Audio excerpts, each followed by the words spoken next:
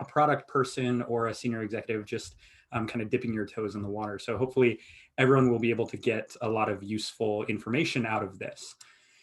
So let's jump back about 8 years. On September 30th, 2012, the world changed, or at least the technical world changed. That was when a team of researchers out of the University of Toronto released the AlexNet deep neural net model. So that model was really the first use of deep learning to solve the image recognition challenge ImageNet. And it basically shattered every available benchmark for machine learning and image recognition challenges.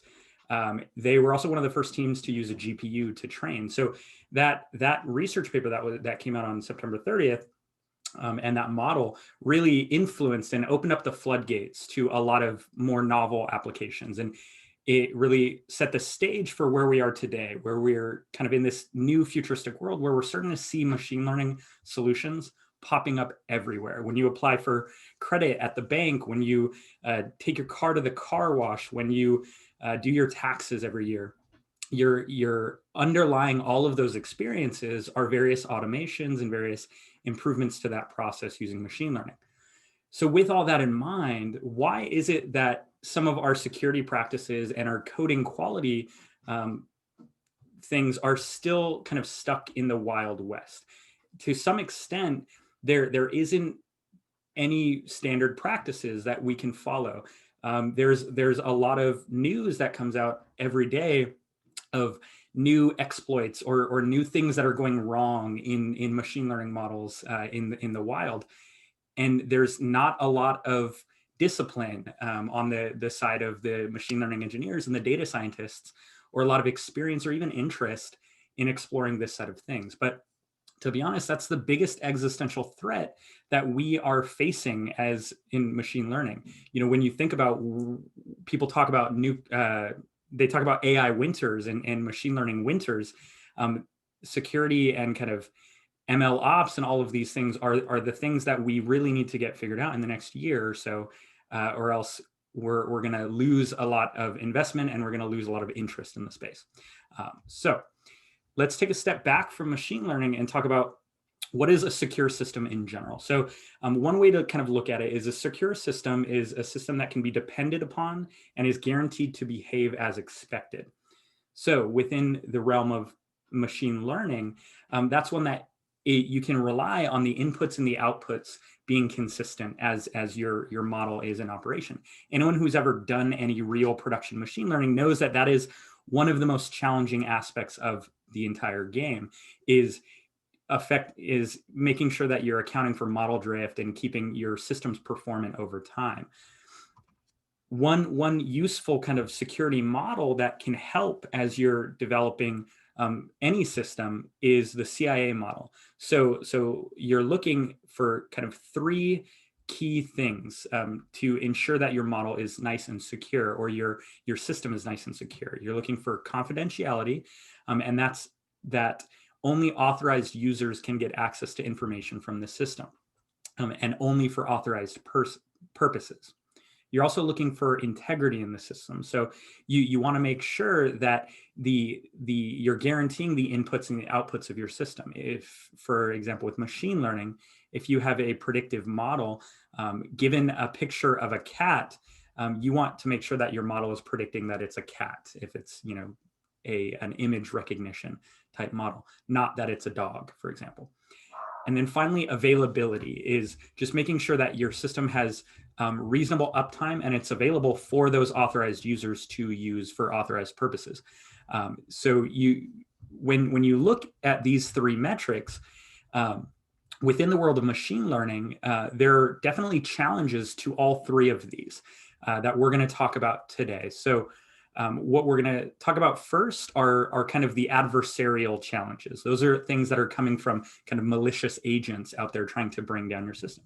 And then we're going to talk about a little bit more of the data ethics side of things, and how those come into play with the context of security and machine learning applications.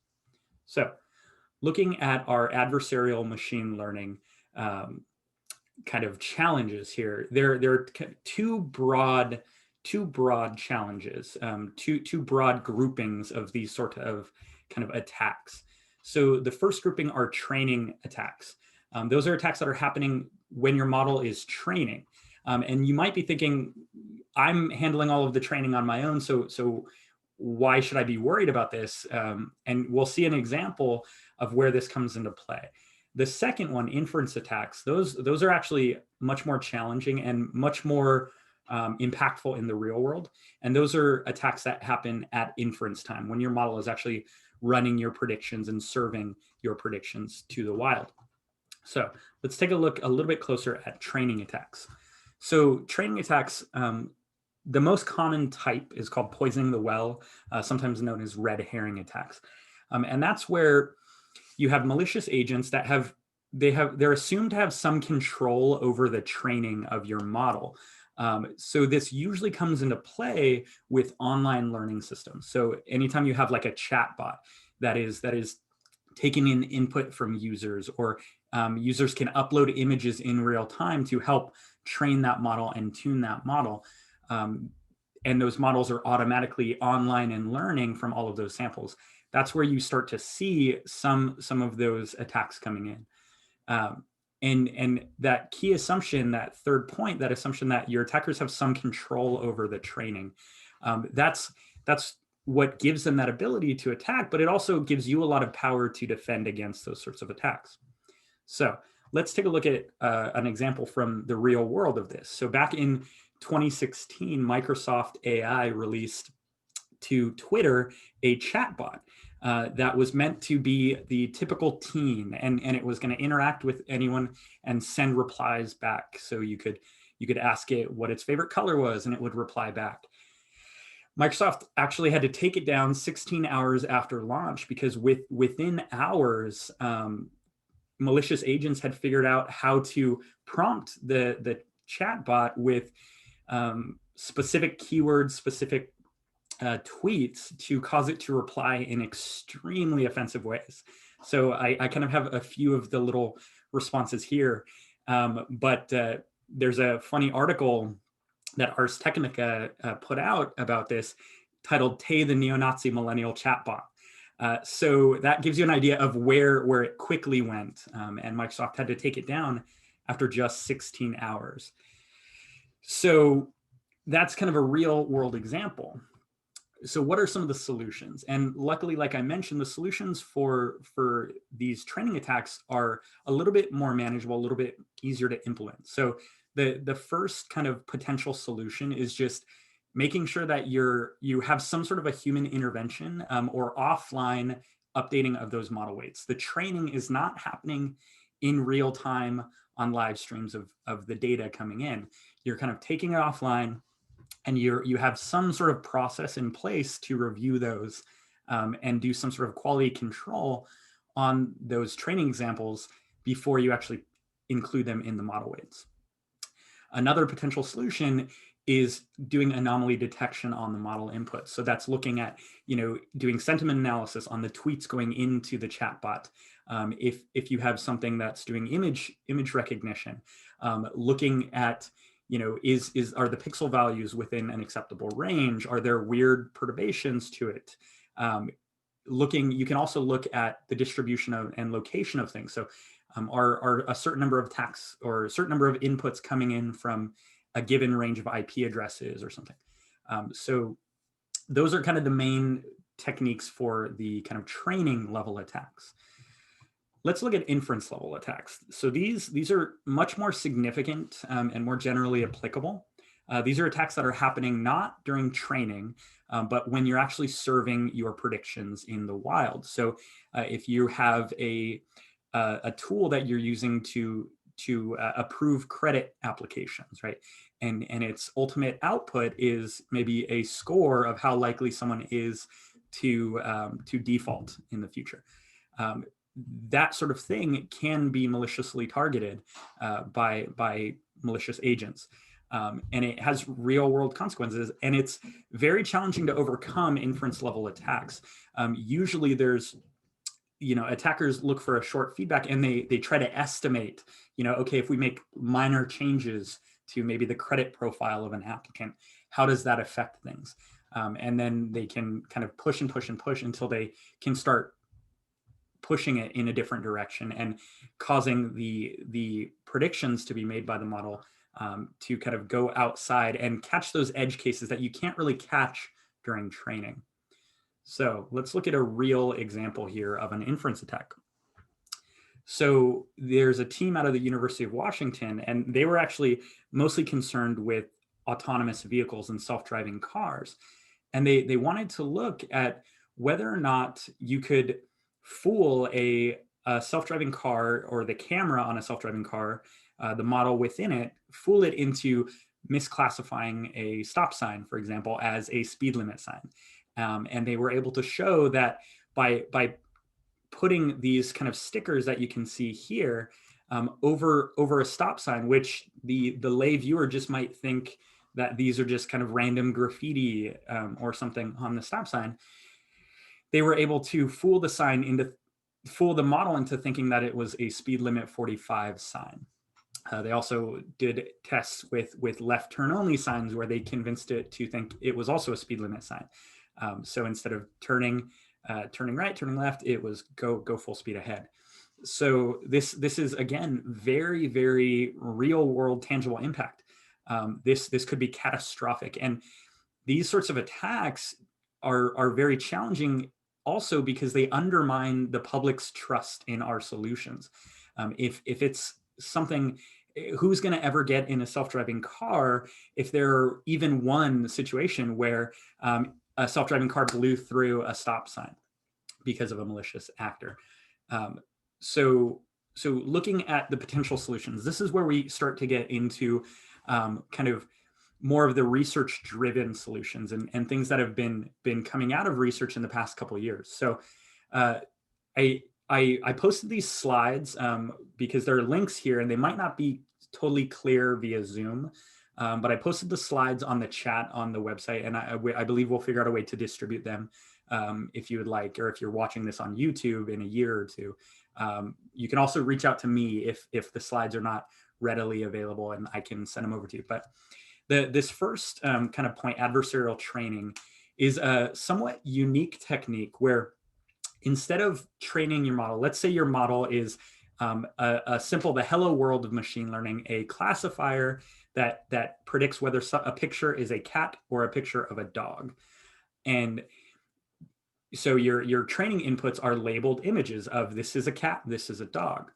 So the adversarial training technique is, at training time, you introduce small kind of perturbations to the images. So you would take something that the model is very successful at predicting whether it is a cat, and you would kind of tweak it a little bit, maybe add some rotation, change some of the pixel values, change the alpha transparency, make it grayscale. You would make these kind of perturbations and small changes, just incremental changes, until you got to the point where that cat was being classified as a dog.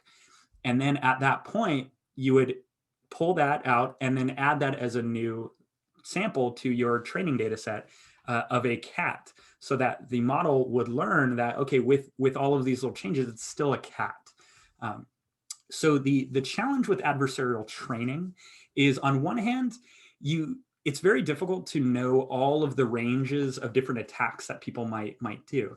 There have been examples where people have changed just several of the pixels. So to a viewer, a human viewer, it is still clearly a cat, but by changing a few of the RGB values and a few of the pixels, the models classify them completely differently. So it's very hard to account for all of the different perturbations that might be possible, all of the different possibilities in the kind of adversarial space. The other challenge is, even if you do, kind of create all of these rules for the different modifications, it's very computationally expensive. So that has been changing a lot. There have been new kind of novel techniques that have come out in the past year or two to reduce the computational cost of some of these techniques, but that is the kind of big challenge with adversarial training. The second potential solution is called defensive distillation, and this actually comes from is a technique that comes from a non-security background. a team of researchers were trying to just compress the size of models. And they were saying, okay, what if we took a model and we trained a secondary model? So we had our final trained model that our goal was to reduce the size of, and we took a separate model and we trained that one with a much smaller size to predict the outputs of the first model. So it was kind of a meta model that was trying to predict what a given output would be. And they found that by doing this kind of meta training, it smoothed out the kind of decision curve of the secondary model. So it was a benefit, a side product of this was that if you did that same technique without reducing the model size, you kept the same architecture, it would still smooth out the decision curve, and it made it more robust to attacks. So it was kind of just an added bonus that this team, they weren't even trying to find something that was useful in the security domain, but they found that this technique allowed you to create a model that was more robust to attack. So those are two of the kind of more cutting edge recent developments. Now, underlying all of these is kind of an implicit thing that that I haven't really talked about yet, but if you're working on a project and you're looking to implement any of these solutions, you've got to kind of take a step back and say, is my project at a point yet where we can actually implement these solutions? And so one thing that I'll recommend is definitely invest in your kind of DevOps for machine learning, your ML ops. You can't really implement any of these solutions if your application is still sitting, your models are sitting in Jupyter notebooks that your data scientists are manually pushing up to production. You need to have deployment pipelines. You shouldn't be deploying a specific model. You should be deploying pipelines. But all that to say, these techniques are very useful if your systems are at a place where you can actually start implementing them. So continuing on, this kind of actually brings us to an interesting point as well. So far, we've talked about kind of adversarial attacks, but going back to that CIA model of security, it's not just ensuring that you can't get attacked or that you can defend against attacks. A secure system also should ensure and guarantee some of the confidentiality and the integrity. And so another important point, in addition to the MLOps necessity for strong MLOps, is that you also need to have strong data ethics. You need to be taking into account data privacy and algorithmic bias. So those are some of the things that we're going to talk about now as we kind of move forward. So data privacy. When you train a model, right, you're within the model has encoded information about specific training examples, whether you want it to or not. And this challenge only gets more complex as your model complexity increases. When you move into more deep learning techniques, neural nets, the models within the model weights, you're going to encode facts about specific training examples. And it is, in theory, possible for attackers, if they have access to the model, to be able to kind of inspect and introspect into those models and get access to private data. So this kind of data privacy concern is incredibly important. And it's not a question of if, but when regulation is going to be coming. The European Union, as we'll see in the example here, has already moved to regulate some data privacy concerns. And it is a constant topic of discussion. So if you're a leader and you're building a ML solution, you have to be thinking about kind of regulatory and compliance changes that might be coming down the pipe. And data privacy is incredibly important to keep in mind. So for example, the GDPR, the General Data Protection Regulation that the European Union passed, allows individuals to request the removal of personal information from applications and servers.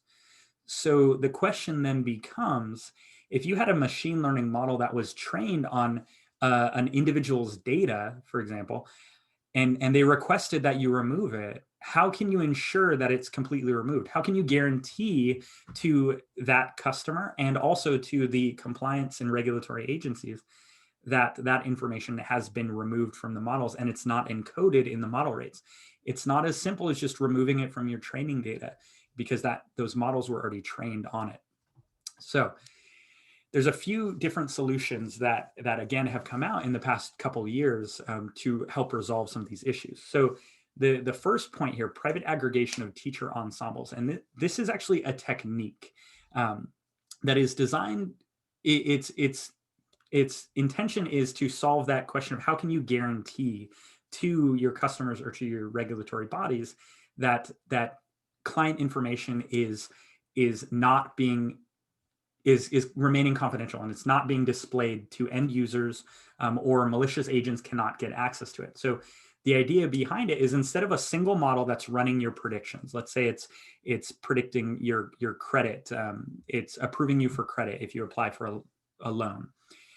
Instead of a single model or a group of models, what you actually have is you have two segmented models. You have teacher models and student models. So the student model is going to be providing the final output. But the input to the student model is one or more teacher ensemble models. So you're taking multiple models here they're being trained on subsets of the data. So you're splitting up your data set, and you're creating an ensemble where you have maybe 30% of the data going to this teacher model, 30% to this, and 30% to this teacher model. And they're all being trained on those subsets, and then each gets a vote into the student model. So the student would take the outputs from all three, and then it would be trained to decide which it wants to go with. So by using this structure, you can actually guarantee that none of the training data is ever exposed to that student model, because the student model only takes in the outputs from the teacher models. The student model actually doesn't even have access to the teacher models themselves. It's only getting its outputs. So the challenge of this, though, the flip side, is everything in security, there's always a flip side. The flip side of this is that it again is more computationally complex. Aggregation models, by their nature, are going to decrease the accuracy as well. So you have to be careful, and it underscores again that need for strong ML ops and strong operations. You need to have a structure that you can fit these ensemble models into a pipeline. The second technique here, machine unlearning, this is actually a technique to remove the data. So let's say you trained your model, and you would now have a customer that wants you to remove their data from your servers and your applications. So what you can do is you can actually use two techniques that are talked about a little bit more detail in this paper, sharding and slicing. So sharding is you're splitting up your data set into smaller subsets, and you're training on ensemble architecture on only those smaller subsets. And then the second technique is slicing, where you're taking your data and you're slicing each of those subsets, maybe, or your entire data set. You're slicing it maybe into 10 separate slices that are getting fed to the models, and you're creating snapshots as you train. So you have one model that's trained on the first 10% of samples, and then you have another model that's trained on the next 10%, and then you have another model that's trained on the next 10%, right? And you're creating snapshots of your model as you go, so that if a customer ever requests to remove their data, you know exactly which slice their data was in, and you can take the snapshot from before the model was fed that data, right? So on average, you're instead of having to retrain your models completely from scratch every time a customer requests removal of their data, on average, you're going to have to retrain your model on half of the data, right? Because some will come from the beginning, some will come from the end, but the average is going to come from the middle of the training data. So it's removing the complexity, and it's reducing the resource requirements for doing that kind of retraining. So the last kind of point that we're going to talk about today is algorithmic bias. And this is where you have inherent biases within your data that can negatively impact predictions, right? So to use the credit score, the credit decision example, let's say that there are inherent biases related to default risk in certain zip codes, right? Maybe lower income zip codes. And maybe your model is taking into account, maybe census data from that zip code. There are going to be inherent biases that might slip into your model about demographic information of people that live in that zip code.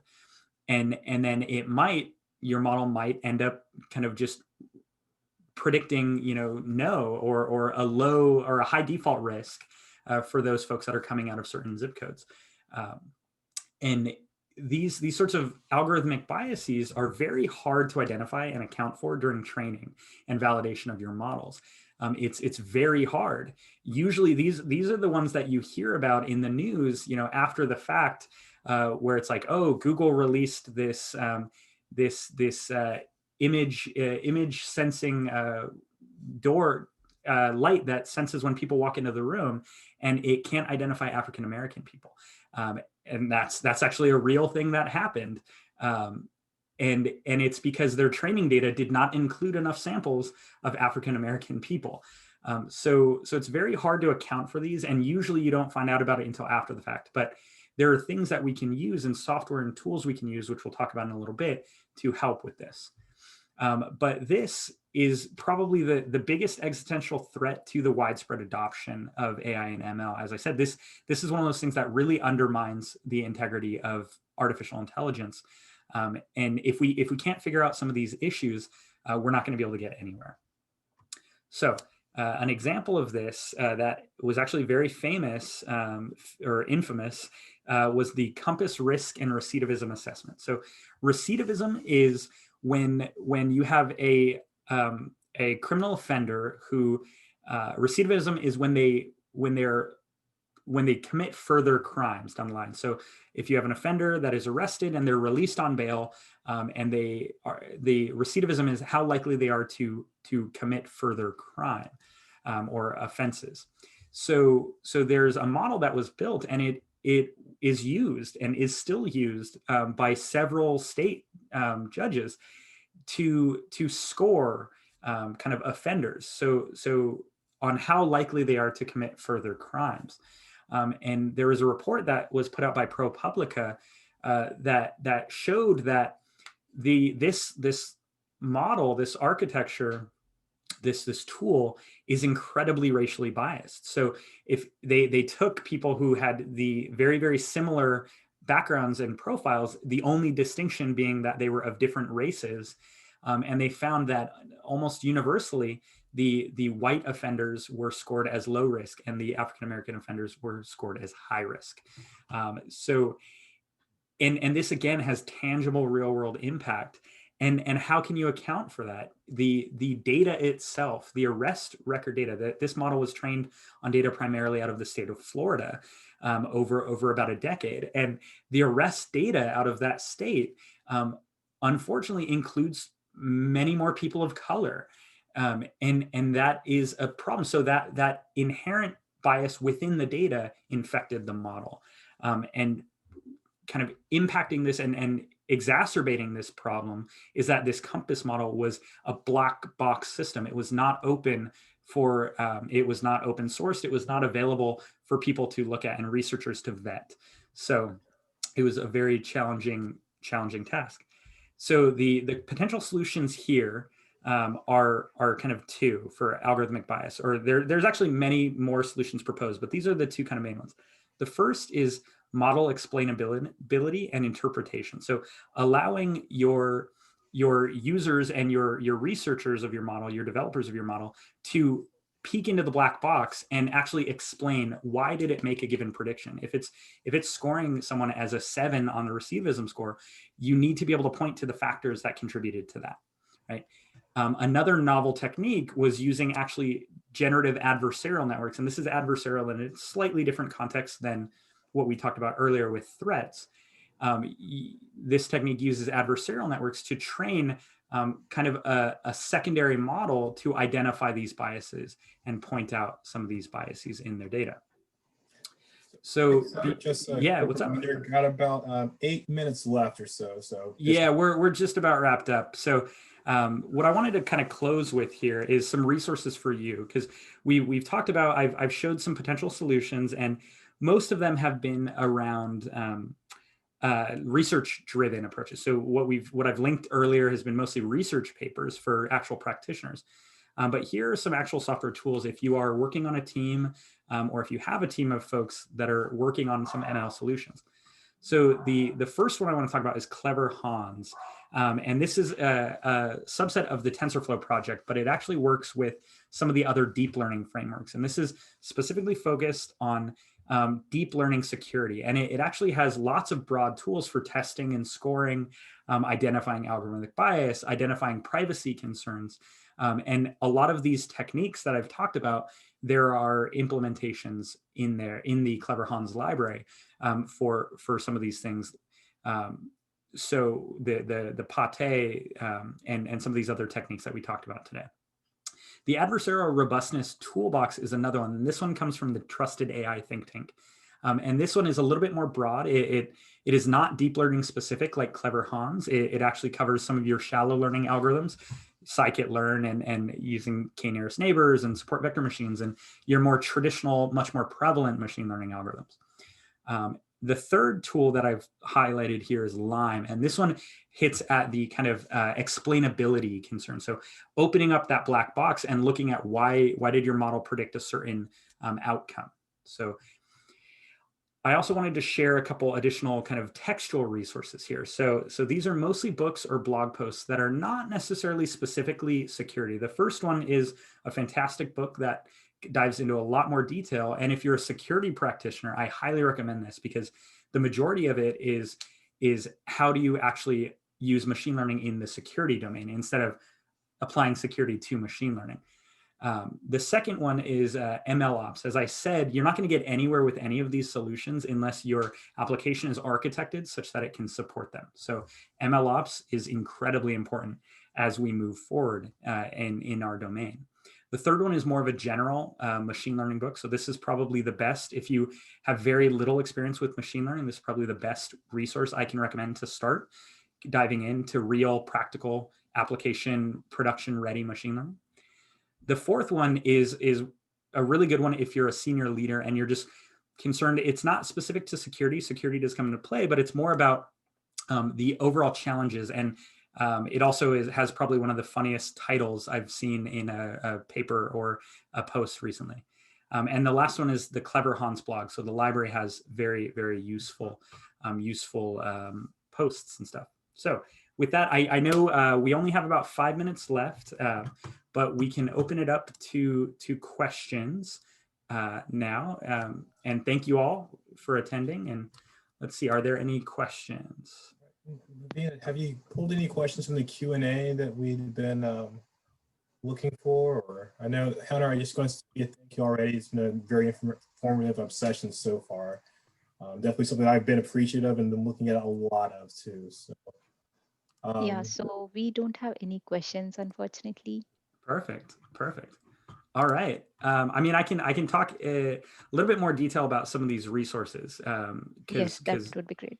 Yeah, these if you're still here, these are really good. So, like I said, the machine learning and security, it's coming at it from it's targeted for security practitioners. So if you're already working in the security domain and you want to apply machine learning to your tasks, so it actually reminds me of a little bit of the distinction between ML ops and AI ops. So ML ops is applying DevOps principles to machine learning. AI ops is applying kind of DevOps or applying AI to DevOps, right? And this book is primarily, the machine learning and security is primarily applying machine learning to security. Whereas what we've talked about today is applying security to machine learning. So there is a little bit in this book about that. There's a couple chapters, but the majority of it is more for real security practitioners. So if you want to level up and impress your boss, that's definitely a good one to go. The ML Ops book is, like I said, incredibly valuable for structuring your projects and setting up a good foundation for success. You know, a lot of machine learning projects are stuck in kind of a proof of concept phase. They can't really ever make it to production application.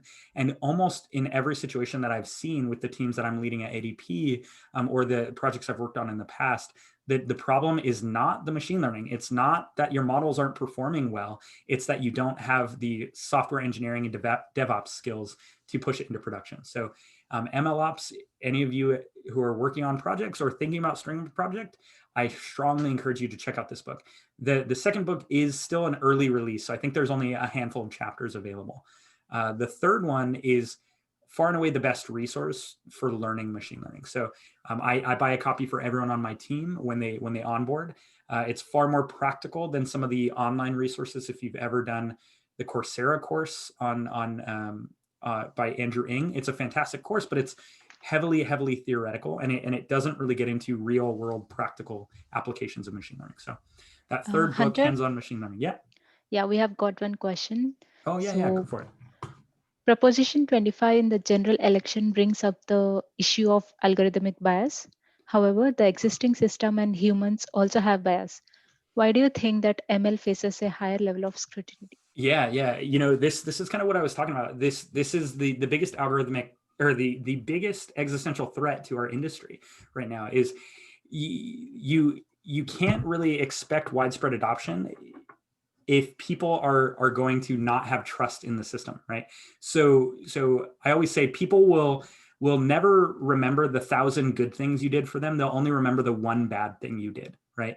And with these machine learning solutions, like I said with the self-driving car example, you're never going to be able to sell a self-driving car or create a self-driving car company if there are self-driving car crashes that are happening, right? You need to have some assurances that those aren't going to happen. And the thing with the distinction between humans and their biases and algorithmic bias and the question of why do we care? Why is there more scrutiny within the machine learning and algorithmic biases? Because we don't have as much control. Like I can't really fight back against the credit bureaus when they're scoring me negatively because of some issue in my past, right? If there's algorithmic bias, right?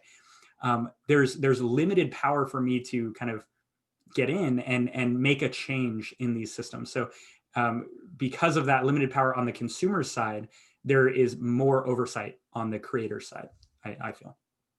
But hopefully awesome. That answered your question. Hey, I definitely appreciate that. I think we all appreciate your input today. Hopefully we can find a way to get to a trustless situation. Let's worry about that with ML.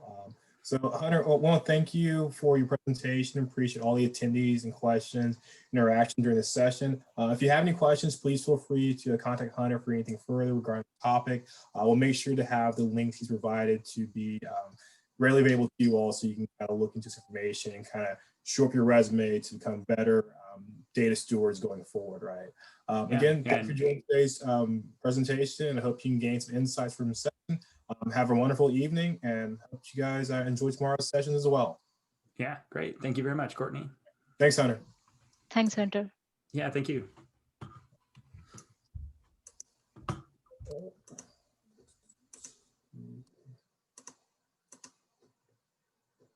Cool.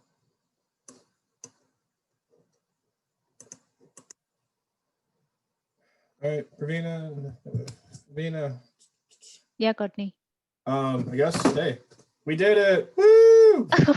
Done with today. We're done for the day. Yeah, I feel like I've been in my closet in my bathroom that I created for like my little home office, right? And I've been in since like 7 o'clock, so I'm done. Cool. Subhash asked if we can join the huddle room. Is there a link? Is there a link for us somewhere? Yeah, let's see if I can find that.